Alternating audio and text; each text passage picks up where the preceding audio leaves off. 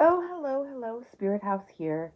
I just wanted to tell you in the beginning here, I'm reading, first of all, I'm reading chapter 16 of A Journey to the Center of the Earth by Jules Verne, and it is entitled The Eastern Tunnel. And I just wanted to apologize for sounds in the background because I have company this week. But here I'm going to begin. The next day was Tuesday, the 2nd of July, and at 6 o'clock in the morning we resumed our journey.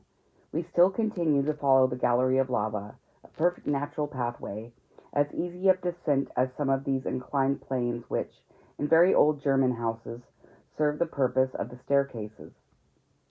This went on until 17 minutes past 12, the precise instant at which we rejoined Hans, who had been somewhat in advance, had suddenly stopped.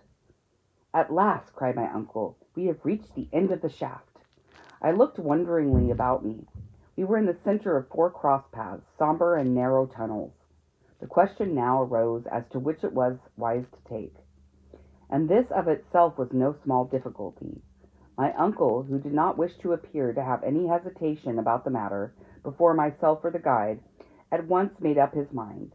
He pointed quietly to the eastern tunnel, and without delay we entered within its gloomy recesses. Besides, he had entertained any feeling of hesitation.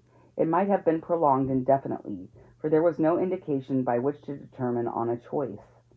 It was absolutely necessary to trust to chance and good fortune. The descent of this obscure and narrow gallery was very gradual and winding. Sometimes we gazed through a succession of arches, its course very like the aisles of a Gothic cathedral.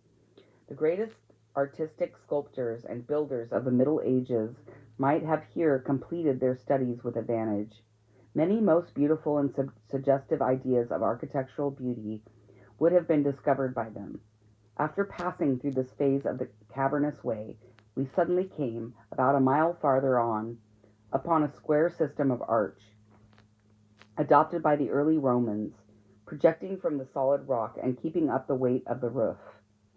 Suddenly we would come upon a series of low subterranean tunnels, which looked like beaver holes, or the work of foxes, those whose narrow and winding ways we had literally to crawl. The heat still remained at quite a supportable degree. With an involuntary shudder I reflected on what the heat must have been when the volcano of Sneffels was pouring its smoke, flames, and streams of boiling lava, all of which must have come up by the road which we were now following. I could imagine the torrents of hot seething stone darting on, bubbling up with accompaniments of smoke, steam, and sulphurous stench. Only to think of the consequences, I mused, if the old volcano were once more to set to work. I did not communicate these rather unpleasant reflections to my uncle. He not only would not have understood them, but would have been intensely disgusted. His only idea was to go ahead. We walked, he slid, he clambered over piles of fragments, he rolled down heaps of broken lava with an earnestness and conviction it was impossible not to admire. At 6 o'clock in the evening, after a very wearisome journey, but not so fatiguing as before, we had made 6 miles toward the southward, but had not gone more than a mile downwards. My uncle, as usual, gave the signal to halt. We ate our meal in thoughtful silence, and then retired to sleep. Our arrangements for the night were very primitive and simple. A traveling rug in which we each rolled himself, was all our bedding. We had no necessity to fear cold or any unpleasant visit. Travelers who bury themselves in the wild and depths of the African desert, who seek profit and pleasure in the forests of the New World, are compelled to take it in turn to watch during the hours of sleep. But in this region of the earth absolute solitude and complete security reigned supreme. We had nothing to fear either from savages or from wild beasts.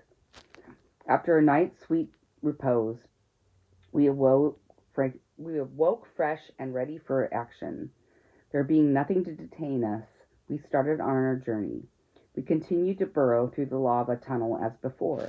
It was impossible to make out through what the soil we were making way. The tunnel, moreover, instead of going down into the bowels of the earth, became absolutely horizontal. I even thought, after some examination, that we were actually tending upwards. About 10 o'clock in the day, this state of things became so clear that, finding the change very fatiguing, I was obliged to slacken my pace and finally to come to a halt. "Well," said the professor quickly, "what is the matter?" "The fact is, I'm dreadfully tired," was my earnest reply. "What!" cried my uncle. "Tired after 3 hours' walk, and by so easy a road?" "Easy enough, I dare say, but very fatiguing." "But how can that be, when all we have to do is to go downwards?" "I beg your pardon, sir. For some time I have noticed that we are going upwards." "Upwards!" cried my uncle, shrugging his shoulders. "How can that be?" "There can be no doubt about it. For the last half hour the slopes have been upward, and if we go on this way much longer we shall find ourselves back in Iceland." My uncle shook his head with the air of a man who does not want to be convinced. I tried to continue the conversation. He would not answer me, but once more gave the signal for departure. His silence, I thought, was only caused by concentrated ill temper. However this might be, I once more took up my load, and boldly and resolutely followed Hans, who was now in advance of my uncle. I did not like to be beaten, or even distanced. I was naturally anxious not to lose sight of my companions. The very idea of being left behind, lost in that terrible labyrinth, made me shiver as with an ague. Besides, if the ascending path was more arduous and painful to clamber, I had one source of secret consolation and delight. It was to all appearance taking us back to the surface of the earth. If that of itself was hopeful, every step I took confirmed me in my belief, and I began already to build castles in the air in relation to my marriage with my pretty little cousin. About 12 o'clock there was a great and sudden change in the aspect of the rocky sides of the gallery. I first noticed it from the diminution of the rays of light which cast back the reflection of the lamp. From being coated with shining and resplendent lava, it became living rock. The sides were sloping walls, which sometimes became quite vertical. We were now in what the geological professors call a state of transition, in the period of Silurian stones, so called because the specimen of early formation is very common in England, in the counties formerly inhabited by the Celtic nation known as Silures. "I can see clearly now," I cried. "The sediment from the waters which once covered the whole earth formed during the second period of this existence these schists and these calcareous rocks. We are turning our backs on the gigantic rocks, and are like people from Hamburg who would go, like Lübeck, by way of Hanover." I might just as well have kept my observations to myself. My geological enthusiasm got better, however, of my cooler judgment, and Professor Hardwick heard my observations. "What is the matter now?" he said, in a tone of great gravity. "Well," I cried, "do you not see these different layers of calcareous rocks, and the first indication of slate strata?" "Well, what then?" "We have arrived at that period of the world's existence when the first plants and the first animals made their appearance." "You think so?" said my uncle. "Yes, look. Examine and judge for yourself." I induced the professor with some difficulty to cast the light of his lamp on the sides of the long winding gallery. I expected some exclamation to burst from his lips. I was very much mistaken. The worthy professor never spoke a word. It was impossible to say whether he understood me or not.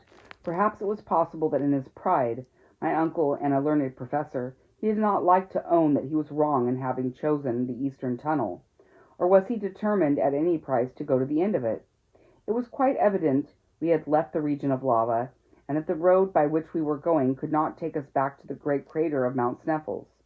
As we went along, I could not help ruminating on the whole question, and asked myself if I did not lay too great a stress on these sudden and peculiar modifications of the earth's crust. After all, I was very likely to be mistaken, and it was within the range of probability and possibility that we were not making our way through the strata of rocks which I recognized, piled on the lower layer of granitic formation. At all events, if I am right, I thought to myself, I must certainly find some remains of primitive plants, and it would be absolutely necessary to give way to such indubitable evidence. Let us have a good search, I thought. I accordingly lost no opportunity of searching, and had not gone more than 100 yards when the evidence I sought for cropped up in the most incontestable manner before my eyes. It was quite natural that I should expect to find these signs, for, during the Silurian period, the seas contained no fewer than 1,500 different animal and vegetable species. My feet, so long accustomed to the hard and arid lava soil, suddenly found themselves treading on a kind of soft dust that remains of plants and shells. Upon the walls themselves I could clearly make out the outline, as plain as a sun picture, of the focus and of the lycopods. The worthy and excellent Professor Hardwigg could not, of course, make any mistake about the matter, but I believe he deliberately closed his eyes and continued on his way with a firm and unalterable step. I began to think that he was carrying his obstinacy a great deal too far. I could no longer act with prudence or composure. I stooped on a sudden and picked up an almost perfect shell, which had undoubtedly belonged to some animal very much resembling some of the present day. Having secured the prize, I followed in the wake of my uncle. "Do you see this?" I said. "Well," said the professor, with the most imperturbable tranquillity, "it is the shell of a crustaceous animal of the extinct order of the trilobites. Nothing more, I assure you." "But," cried I, much troubled at his coolness, "do you draw no conclusion from it?" "Well, if I may ask, what conclusion do you draw from it yourself?"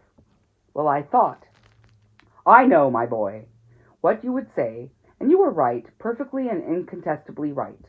We have finally abandoned the crust of lava, and the road by which the lava ascended. It is quite possible that I may have been mistaken, but I shall be unable to discover my error until I get to the end of this gallery." "You are quite right as far as that is concerned," I replied, "and I should highly approve of your decision if we had not to fear the greatest of all dangers." "And what is that?" said my uncle. "Want of water." "Well, my dear Henry, it can't be helped. We must put ourselves on rations." And on he went. And that is the end of chapter 16. In the next chapter, I will read, in the next video, will read chapter 17, which is entitled Deeper and Deeper, the Coal Mine. I love you guys, and I'll talk to you soon. Bye.